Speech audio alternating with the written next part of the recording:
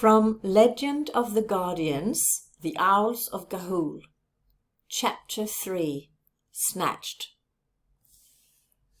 Soren was dreaming of teeth and of the heartbeats of mice when he heard the first soft rustlings overhead.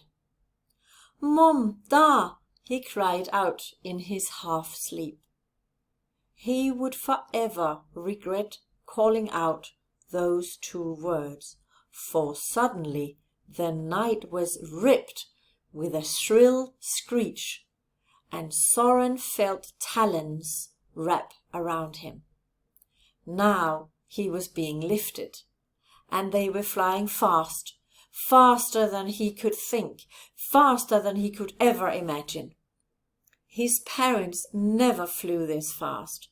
He had watched them when they took off or came back from the hollow. They glided slowly and rose in beautiful lacy spirals into the night. But now, underneath, the earth raced by. Slivers of air blistered his skin. The moon rolled out from behind thick clouds and bleached the world with an eerie whiteness. He scoured the landscape below for the tree that had been his home.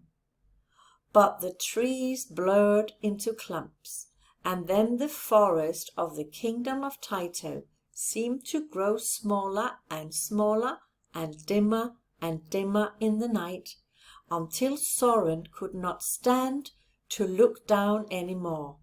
So he dared to look up. There was a great bushiness of feathers on the owl's legs. His eyes continued upward. This was a huge owl, or was it even an owl? Atop this creature's head, over each eye, were two tufts of feathers that looked like an extra set of wings. Just as Soren was thinking this was the strangest owl he had ever seen, the owl blinked and looked down. Yellow eyes! He had never seen such eyes.